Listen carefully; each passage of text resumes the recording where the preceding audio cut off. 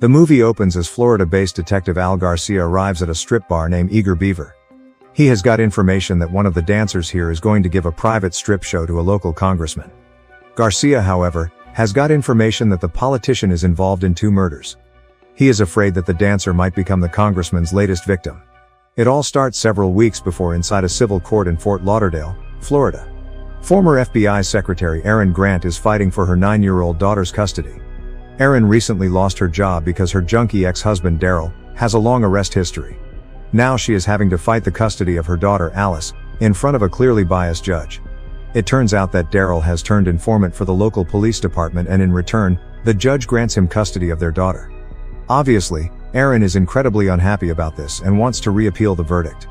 She will, however, have to wait 8 weeks to do so and also have to pay a staggering $15,000 for it.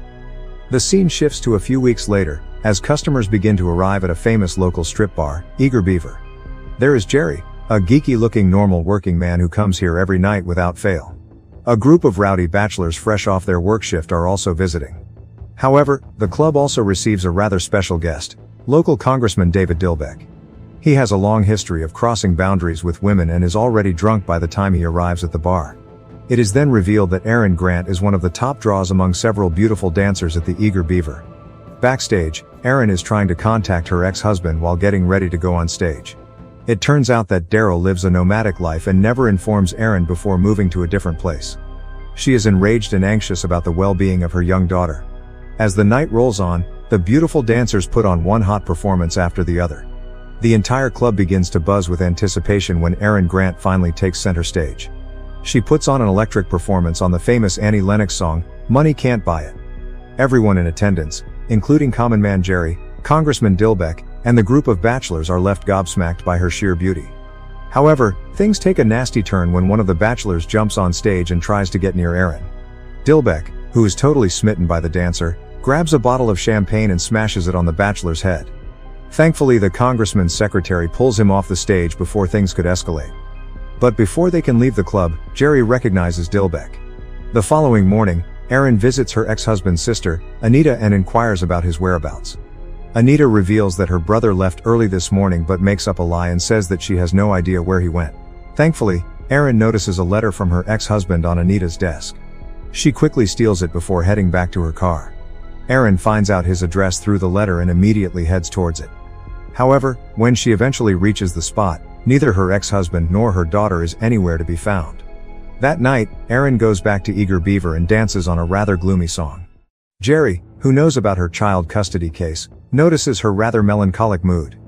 He then writes a note for Erin on a napkin, claiming to have an idea about getting her daughter back. In return, all he wants is a warm smile from her.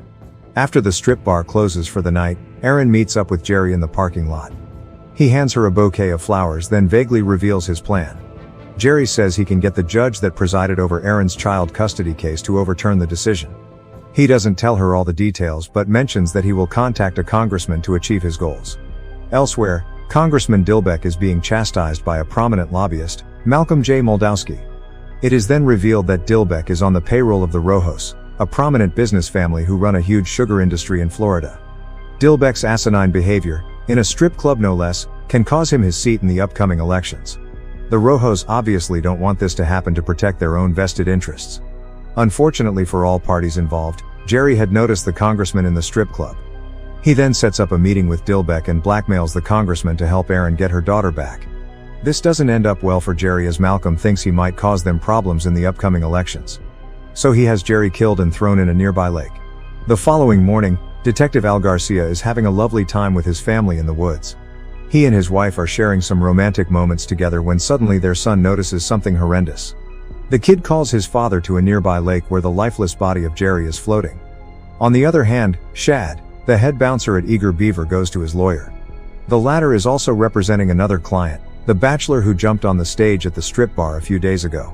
It is then revealed that someone had clicked several photos of Congressman Dilbeck smashing the bachelor with a glass bottle. The lawyer wants to use these photos to extort money out of the congressman. In fact, he even wants Shad to be a part of this deal and promises to hand the bouncer 10% of the money. Shad agrees to this offer but makes the lawyer promise that he won't involve Erin in this. That night, Detective Garcia visits the strip bar to investigate the truth behind Jerry's death. He had found hundreds of photos of Erin inside the victim's room earlier that day.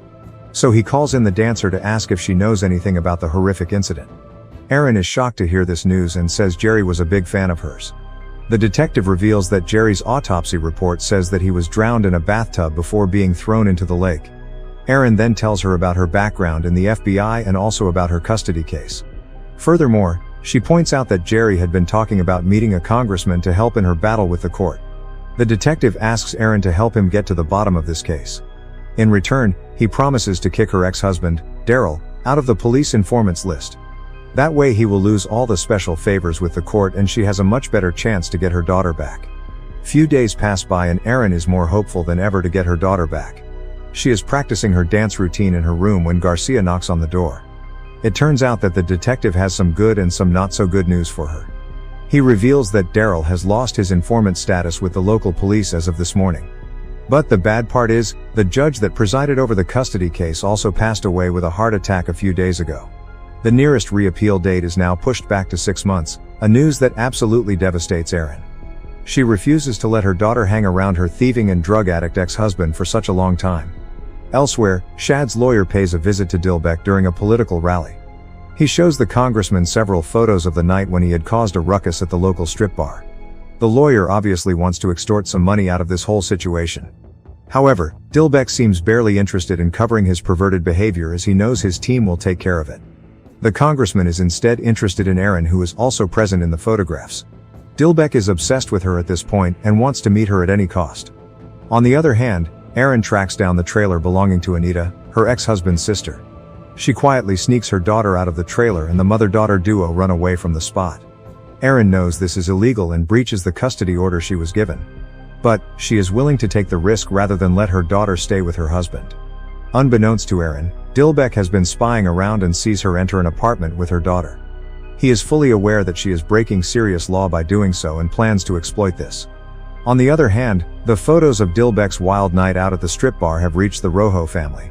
Malcolm wants to pay off the lawyer who owns these photos, but family head Willie Rojo has a different idea. He thinks that paying a hush money will simply be a temporary solution and thus wants to eliminate the lawyer altogether. He orders Malcolm to do so and then also find out more about the dancer that is in the photo along with Dilbeck. Willie wants to get rid of her too if she is someone who can cause them trouble in the future. Back at the club, things are cooling down after yet another scintillating performance from the dancers. Erin, who has forgotten something in her car, goes out to the parking lot to fetch it. However, as soon as she enters the vehicle, she gets ambushed by her ex-husband. He puts a knife to her throat and threatens her to spill out the whereabouts of their daughter. The situation gets incredibly tense, but suddenly, Shad, the club's bouncer, intervenes. He breaks Darrell's arm and knocks him to the ground, essentially saving Erin in the process. Shortly afterwards, Detective Garcia visits the bar and has a chat with Erin. He has also got his hands on the photographs of the night when a fight broke out in the bar a few days ago. He shows them to Erin and reveals that one of the men in the photograph is local Congressman Dilbeck. Garcia then urges Erin to report to him in case she hears from the congressman or his cronies. A few days later, Erin receives a letter from the congressman's secretary. He offers her $2,000 for an hour of private dance session in his personal yacht. Erin relays this information to Detective Garcia and the two meet at a water park to further discuss the issue. Erin is determined to take up this offer as she desperately needs the money. However, the detective tells her to act like she knows nothing about Jerry's murder during the dance sessions. That way he will think she is just another dumb dancer and cause no further problems. That night, Erin along with Shad arrive at the harbor where Congressman Dilbeck's yacht is waiting. She gets in and is completely unaware of the fact that Malcolm has set up a communication device all over the yacht. The lobbyist will be listening intently to all the conversation between her and the congressman.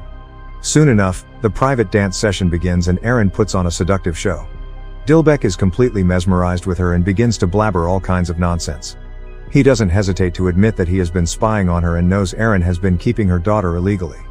In response, Erin tells the congressman to stay away from her private life and terminates the private show. Malcolm, who has been listening to this whole thing, later has a little chat with Erin. He gives the dancer a thinly veiled threat, urging her to keep quiet about this meeting. If she doesn't keep her mouth shut, Malcolm will make sure her daughter ends up in a shady orphanage. Erin realizes that Malcolm is actually a dangerous man and tells him she will keep quiet. Following this, Erin heads back to her home and refuses to say anything about the meeting to either Shad or Detective Garcia. The latter realizes there's something fishy going on and decides to dig in deeper by himself. Sometime later, Garcia discovers yet another murder. This time it is a lawyer. This is the same lawyer who had the photographs of Dilbeck wilding out at the Eager Beaver strip bar. It turns out that Malcolm eliminated him and threw his body in the nearby lake. Upon further investigation, the detective comes to know that the lawyer represented several people. Among his huge client list were the strip bar bouncer Shad and the bachelor who was assaulted at the same bar a few weeks ago. So Garcia sets up a meeting with Shad at the morgue where he deliberately keeps the lawyer's dead body uncovered. He finally manages to make Shad confess that the lawyer was trying to extort Congressman Dilbeck. With this, it is all but confirmed that Dilbeck and his team are behind the deaths of Jerry as well as the lawyer. Garcia urges Shad to look out for Erin as he suspects she too might soon get into trouble. They have no idea that the congressman has called Erin for yet another private dance. He has promised to give her $5,000 for an hour. Elsewhere in her apartment, Erin locks her doors carefully and puts her daughter to bed. She then sits down with a directory and jots down the phone numbers of all major news channels across the state. Erin is fully aware that the congressman and the Rojo family are involved in several murders. She has a plan to expose them all while also keeping herself alive. Thus, she calls all the major news channels, posing as Dilbeck's secretary. She then tells them that the congressman has set up a press meet at the Rojo sugar plant the following afternoon. On the other hand, Darrell visits his sister Anita, who tends to his injuries. She does her best by wrapping up his broken arm with a golf club. Anita also gives him a couple of morphine tablets, but Darrell is such a pain that he gulps down several in one go. Unbeknownst to Anita, her good-for-nothing brother also steals a gun out of her cupboard. That night, all things start to converge on one place, Congressman Dilbeck's yacht. Erin leaves her daughter with her co-workers and heads to the boat. But before leaving, she tells Shad about it and makes him promise that he will look after her daughter. She soon reaches the boat completely unaware of the fact that the congressman has discovered that she had been talking to Detective Garcia. Nonetheless, Erin begins to put on a show, seducing Dilbeck, who once again starts to yap. He has no problem admitting that he was the one who ordered Jerry to be killed. In fact, he was also behind the murder of the lawyer who had tried to blackmail him with some lewd photos. Unbeknownst to the congressman, Erin is recording his confession on a tape recorder. Outside the yacht, Malcolm hears all of this and gets ready to eliminate Erin for good. His plans are foiled when Erin's ex-husband, who is high in several tablets of morphine, arrives at the spot. Darrell beats Malcolm with the golf club wrapped around his arm. He then enters the yacht and disrupts the private dancing session.